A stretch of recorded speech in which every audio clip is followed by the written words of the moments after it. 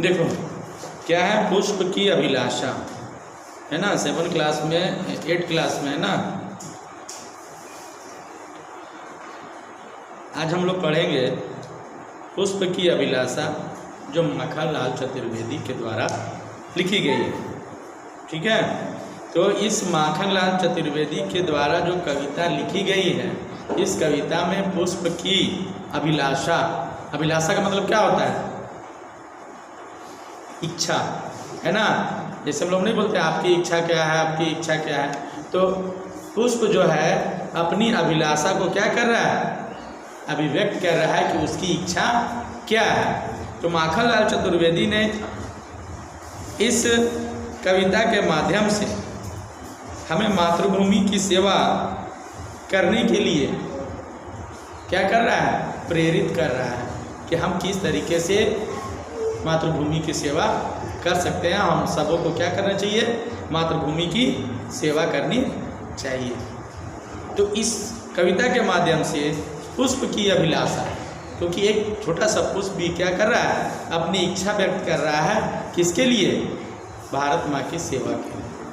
ठीक है, देखो कविता में क्या लिखा है? चाह नहीं मैं सुरबाला के गहनों में गूथा जाऊं, चाह नहीं प्रेमी माला में बिंद प्यारी को ललचाऊं। कविता में कवि क्या बताना चाह रहा है कि चाह नहीं मैं सुरबाला के।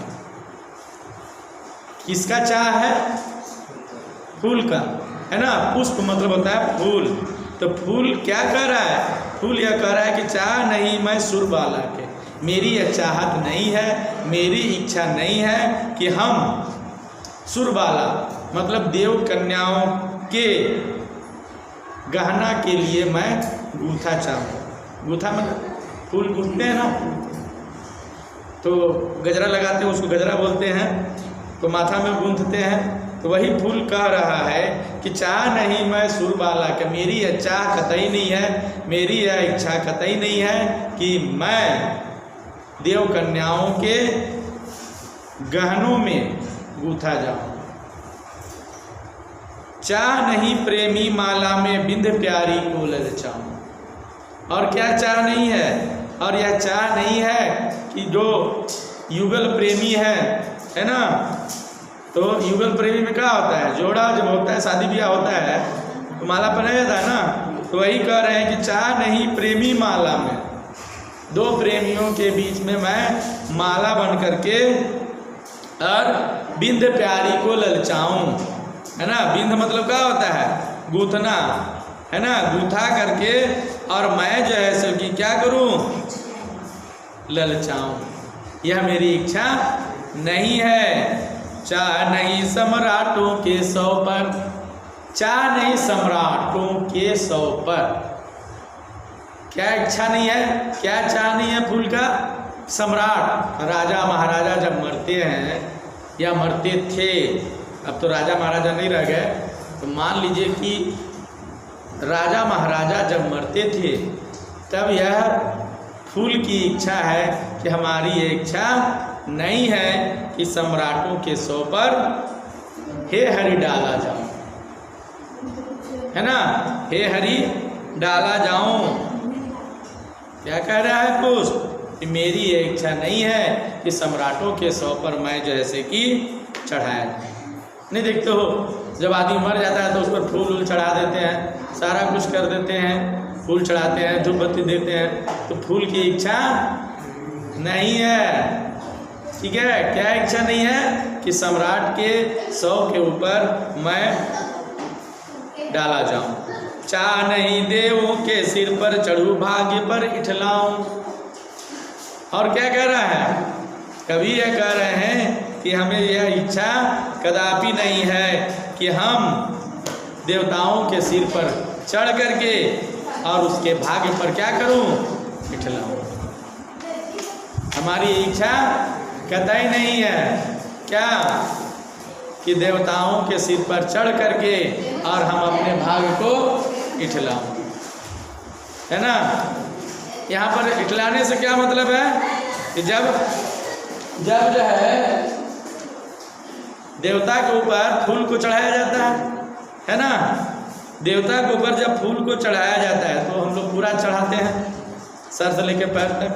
तो वही कह रहे हैं कि चाह नहीं देवों के सिर पर, मैं देवताओं के सिर पर के चढ़ करके और मैं इतराऊं कि देखो यहाँ पर तो कोई नहीं आ सकता है ना, बड़ा बड़ा मंदिर में तो चढ़ जाएगा वहाँ जाकर के, ऐसा तो नहीं हो सकता। वहाँ सिर्फ फूल चढ़ते हैं। और कवि इसके माध्यम से कह रहे हैं कि फूल यह कहना चाह रहा है कि मेरी यह इच्छा नहीं है कि देवताओं के सिर पर हमको चढ़ाया जाए और डाला जाए, और जिसके कारण मैं इतराऊं देखो मैं कहाँ हूँ, देवताओं के सिर पर चढ़ा हुआ हूँ। ऐसी यह इच्छा कदापि किसकी नहीं है, फूल की नहीं है। मुझे तोड़ लेना बनमाली, उस पथ पर देना तुम फेंक। बनमाली मतलब फूलों की जो रक्षा करता है, जो माली होता है, उससे फूल क्या कहना चाह रहा है कि ऐ बनमाली, ऐ फूल के रखवाले, हमको उस रास्ते पर फेंक देना। किस रास्ते पर? उस पथ पर देना तुम फेंक। पथ मतलब होता है रास्ता, तो उस पथ पर देना तुम फेंक। किस पथ पर? मातृभूमि पर शीश चढ़ाने जिस पथ जाए वीरने, है ना। किस पथ पर, किस रास्ते पर फेंक देना? जिस रास्ते पर मातृभूमि पर शीश चढ़ाने। यहाँ शीश चढ़ाने का मतलब क्या हुआ? जब हमारे देश की रक्षा करने के लिए बॉर्डर में लड़ाइयाँ होती हैं, है ना, जब देश में युद्ध छिड़ जाता है या बॉर्डर की रक्षा करने की बारी आती है, तो फूल यह कहना चाह रहा है कि जिस रास्ते से भारत भूमि की रक्षा के लिए वीर गुजरते हैं, है ना, उस रास्ते में हमको क्या करना?